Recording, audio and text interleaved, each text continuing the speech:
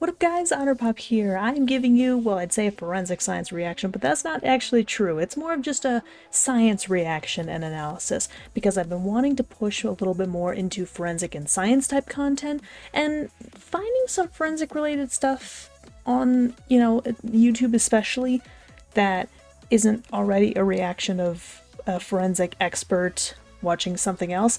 There's not a whole lot of original content on the platform in terms of forensic stuff, at least in terms of what I'm trying to look for in terms of good analysis. I mean, there could be a lot that I'm missing, but I just haven't yet found it. I mean, who knows? But I asked a whole bunch of people for forensic or science related channels, and I got a whole bunch of good suggestions from Wendigoon to Kurzgesagt. So I'm actually a little bit familiar with Kurzgesagt. My boyfriend absolutely loves their history is everything, or the history of everything in an hour, but he absolutely loves that, and he kind of got me hooked on it too. It's very cool. I highly recommend checking that out. It's just an hour of some of the calmest music ever, with little facts about each one of the major eras of Earth's history. Spoiler alert, most of it there isn't even life yet. So, but it's still very interesting. I have seen a couple, or at least portions, of Kurzgesagt videos over the years, but I've never really gone too deep into the channel. And I was looking through some of the videos and I'm like, okay, some of these could be a little bit interesting. And one of the ones that really caught my attention was the most horrible parasite, brain-eating amoeba. And that immediately gets me interested and excited, because what some people may not know is that I am actually, granted, I have plenty of little interests, especially weird ones. Again, I studied forensics in college. Of course I'd have some weird interests. But before I was in college studying forensic science, I actually had a vivid fascination with pathology, parasitology, and virology. I don't know why. I mean, there are just all these little microscopic organisms that are so lethal and deadly, even just one of them in a single human body. There are so many that are deadly and fatal to humans and various other species, and others that are completely harmless. I mean, do you have any idea the amount of bacteria that we have in our guts alone to help break down the food, in our mouths even? Human mouths are more disgusting and bacteria infested than dog mouths. That says something. But what partially catches my attention is that if it's talking about a brain-eating amoeba, which is very specific, I'm willing to bet that this video will be covering Naegleria fowleri, which is, I wouldn't say I'm super familiar with it, with this particular amoeba, but I did used to watch this show on Animal Planet a lot when I was in high school, called Monsters Inside Me. I'm not sure if anybody's ever heard of it, but each episode covers a different parasite or bacteria or virus or like prions. Like there's a whole bunch of stuff that they cover, and they usually cover 1, 2, or 3 every episode, something along those lines. And they have detailed accounts and stories of people who have encountered those or families who encountered them. Most of the episodes do have survivors. There are a few that don't. There is one in particular that I do remember where I think it was a teenager of some kind who actually ended up contracting rabies and did not survive. So her family provided some of the accounts of what had happened, because yeah, once you get rabies, you're kind of fucked. And with Naegleria fowleri, which is a gruesome amoeba to have, it can be very fatal. I can't exactly remember what it does, but I think it can cause sudden onset encephalitis of the brain, which is basically an inflammation of the brain, which is just very deadly. Now, granted, I don't technically know that this video covers Naegleria fowleri, but I have a strong sneaking suspicion that it does, because of how well known it is, because it is very fatal and lethal to human beings. And it's not very uncommon either. It's found in like fresh water. And even if it, like, goes up into your nose, sorry, you got it. I think certain conditions have to be met in order for it to okay, I'll be honest, I have not studied pathology or parasitology in a long time, so I have forgotten some words and terms, but as soon as I hear them again, I'm like, yes, that's the term I was looking for. I'm talking too much. How about I actually watch and see what Kurzgesagt has to say about this? Please be Naegleria fowleri. Please be Naegleria fowleri. A war has been going on for billions of years that breeds well-armed monsters who struggle with other monsters for survival. Yeah, Having no particular interest in us, most of them are relatively harmless, as our immune systems deal with their weapons easily. But there are exceptions.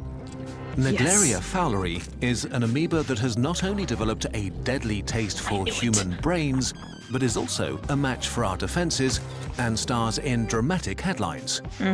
What happens when this monster enters your body? Yep. It was Naegleria fowleri. I frickin' knew it. Naegleria fowleri is an amoeba, I said a Naegleria, microbe with a nucleus, one of the smallest life forms on Earth. That's It is really a small. voracious hunter of bacteria and other critters that it devours whole and rips into pieces. Yeah. Like many amoebae, it is able to transform Amoebae? into different stages that help it survive. But most of the time, Naegleria fowleri is in its trophozoite stage, during which it looks like a squishy Trophozoite. blob with tiny arms Gotcha. and hunts, divides, and thrives. Its natural home is in fresh water, ponds, rivers, What did lakes, I say? and hot springs. What did I say? But unfortunately, it also feels happy in pipes, swimming pools, fountains, or spas when they're not properly treated. Yeah. The warmer the water, the more it thrives and multiplies. So in the summer, when humans I seek love to the cool music. off and enjoy themselves, the chances are highest that both species will interact. Because this makes it hard to avoid, millions of people regularly have contact with the amoeba, especially in warmer climates, and many people even seem to have antibodies against it. And this is mostly okay. You can even swallow it without consequences. Things turn bad when people dive or swim in water contaminated with the amoeba and water splashes high up into their noses. Yeah, that's the thing. When you ingest it, that's one thing, because they're basically gonna get dissolved by your stomach acids anyways, or at least pass through harmlessly. But as soon as they get up into your nose, that basically unlocks a pathway right into your brain. So yeah, and I do forget that some people just do have some natural antibodies to this amoeba, which can be helpful, but it doesn't change the fact that they can still get infected and it could still be not good for them. Things turn bad when people dive or swim in water contaminated with the amoeba and water splashes high up into their noses. In a single drop of lake water, there are millions of viruses, bacteria, and amoebae, and that isn't really a big deal. But Naegleria fowleri is different. Let's zoom into the nose of an unsuspecting victim enjoying a great summer day and see what happens. First of all, the amoeba doesn't really want to be inside your nose, as it's not really looking for trouble. It just wants to eat a few bacteria. Instead, it's greeted by your natural defenses. Unfortunately for humans, Naegleria fowleri happens to be exceptionally good at generally flying under the radar of your immune system. For example, the inside of your nose is covered by mucosa, a slime filled with chemicals that kill or stun possible invaders or alert immune cells. Feels like But mine don't work Naegleria half the time. fowleri is not particularly bothered by them, and instead calmly checks out the scenery, mildly annoyed about the whole ordeal. I Now, love how he's if you describing the are amoeba like unlucky, it's a the tiny person. critter stumbles over something that actually sparks its interest. Nerve cells. Your nose is filled with a large network of olfactory nerve cells that pick up molecules from the outside and transmit their information to your olfactory bulb, the center of smell in your brain. That makes To sense. do their job, these cells talk to each other by releasing various messenger chemicals and recognizing them via specific receptors. One of the most important of these chemicals is acetylcholine. Through sheer evolutionary bad luck, Naegleria fowleri happens to have receptors that recognize acetylcholine, and it seems to attract them irresistibly, a little like moths that are attracted by light. Oh, that's pretty animation. So Sorry, as your something shiny. olfactory nerve cells do their job, using plenty of acetylcholine to talk to the brain, Naegleria fowleri enters your tissue. It seems to follow the chemical signals upstream. Neutrophils, crazy suicide warriors, begin to attack the amoebae. Individually, they have no chance against them, as the invaders are large and pretty buff fighters, used to dealing with tough enemies. So the defenders swarm the intruders, and kill them either by vomiting chemicals that punch holes into them or by literally ripping parts of them off and devouring them. But the Naegleria fowleri train is still on track, and while the neutrophil attacks slow them down, they continue to follow the olfactory nerves to their final destination, your the brain. Yep. This process can take between 1 and 9 days, and you'll probably not notice anything during that time. Until the amoebae reach the olfactory bulb, the center of smell and entrance to your brain. Your brain cells are nothing more than helpless victims, and they all release that wonderful acetylcholine. Naegleria fowleri initiates a massacre and releases an onslaught of various attack molecules. Some of them are basically little bombs that rip holes into your cells on contact so their pieces can be eagerly consumed. Yeah. But Naegleria fowleri is now multiplying, and it's also becoming really creepy. In a feeding frenzy, Well, it yeah. can develop up to a dozen suckers called food cups that look like giant eerie I mouths. forgot about that part. The amoebae engage your brain cells, suck them in, and rip large bites out of them while they're still alive. Now things escalate quickly, and the disease that will kill you sets in. Yep. Alerted by the massacre, millions of immune cells, neutrophils, eosinophils, and microglias invade the infected tissue. Yeah, except... Which is a problem. Your immune system is dangerous and not exactly a careful fighter. Yeah. It's like burning down a forest to kill the wolves inside it. A really bad idea in the brain. They waste no time and attack the amoeba, using all the weapons available to them, from chemicals to trying to eat them alive. Yeah, but... Neutrophils explode themselves to erect barriers spiked with deadly chemicals. A fierce battle ensues. Naegleria fowleri can actually fight back, itself attacking and killing many immune cells. Well, there's another thing to consider as well, is that when stuff like this does happen, when your immune system responds like that in the brain, it's undoubtedly doing damage to the brain itself while it's trying to kill the host. In that sense, our immune system really is stupid. I mean, in other senses, our immune system can still be stupid. Just look at any autoimmune disorder that's out there. An autoimmune disorder is a case where the immune system actually attacks healthy cells in your body, or some sort of healthy aspect of your body. That's why it's called autoimmune, because the immune system is attacking its own body, even though it's healthy. And that's unfortunately something that can't really be changed, because usually you're born with an autoimmune disorder, and in some cases you might not get symptoms until many years later, or you may have symptoms very early on. It kind of depends on the disease. But your body's immune system will attack itself, or in other cases where you don't have an autoimmune disorder, it will attack more aggressively than usual. And as a result, healthy cells and organs and tissues can get damaged as a result of that. Basically, the immune system can either attack itself or it can overreact and cause sometimes irreparable damage to surrounding areas. So yeah, whenever I watch Monsters Inside Me, I don't remember any specific aspects about how it traveled from the nose to the brain. I think that's how I remembered that's what happened, but I don't think it was explained how that process went necessarily. But that is very interesting to know. What did he say? Acetylcholine, which I have not heard of. Because here's the thing, I am very fascinated by things like parasitology and anatomy and pathology and whatnot. But there's a lot that I also don't know because I never actually studied it in any of my high school or my college classes. That wasn't really my area of expertise. It was kind of something more that I would watch or I would do my own research on. So while I do know some things, there are a lot of things that I don't know. So it's actually very cool that I now know the specific instance of what it takes for Naegleria fowleri to be able to get to our brains, via our noses. So that would also explain why when they come up through our noses, they can immediately just, take off and just invade our bodies. But when we ingest them through our mouths, no, they don't really do anything because there's nothing that they want, and they're probably gonna die in our stomach acid anyways.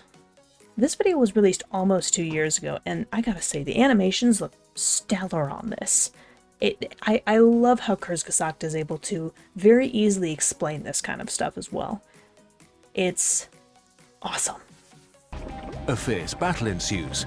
Naegleria fowleri can actually fight back, itself attacking and killing many immune cells. The immune system now throws everything it has at the invader, but in vain. The complement system, tiny protein bombs that can kill intruders on their own, are easily disabled. Antibodies, usually one of your superweapons, are just destroyed or swallowed. A high fever that usually slows enemies down does nothing, as the amoeba actually thrives in the heat. Nice. All the while, the amoebae continue to multiply, fight, and devour your brain cells. A disastrous chain reaction is taking place. Yeah. One major thing your immune cells do when they fight is to cause inflammation, which directs large amounts of fluid from your bloodstream into the site of an infection. Yep. So as the battle rages on without a clear winner, more and more fluid enters the brain. At this Causing point, the inflammation human will and feel the symptoms that encephalitis. quickly escalate. It all begins pretty vaguely: a headache, fever, nausea, and vomiting.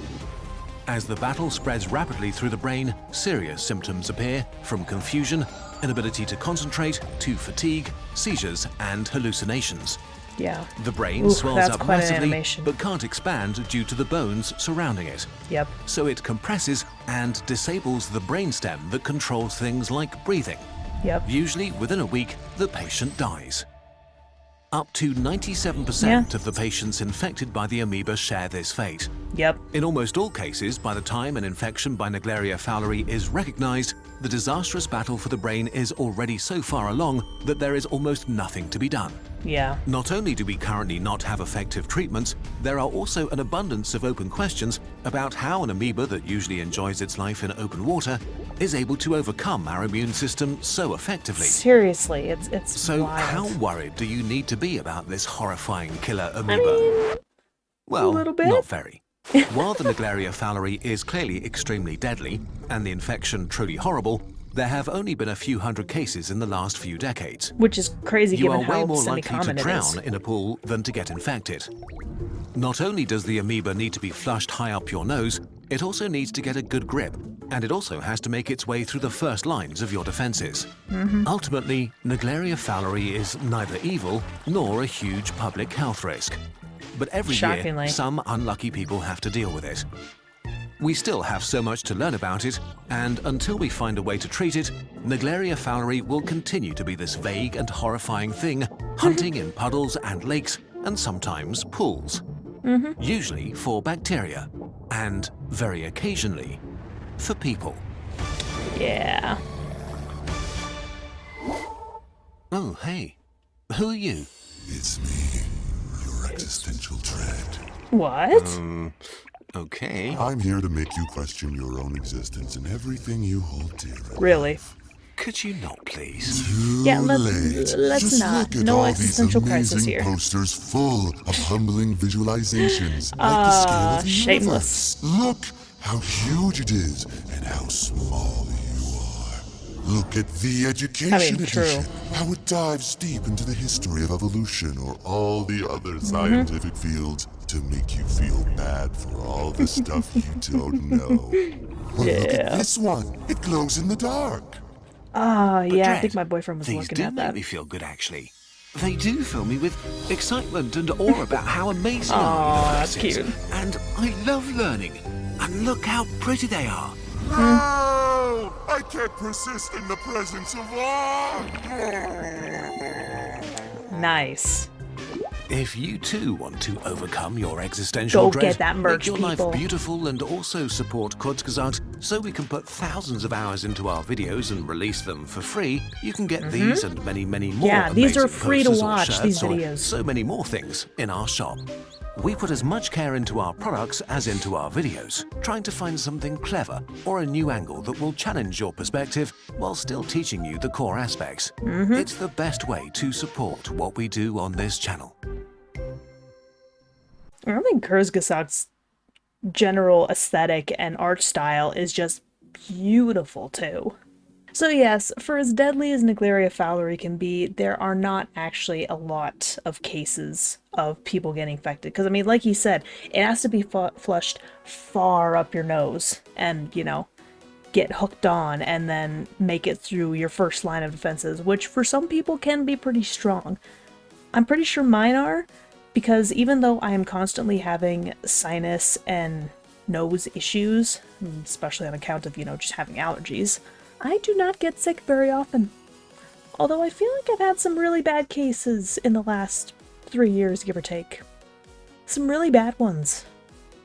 More often than usual. Huh.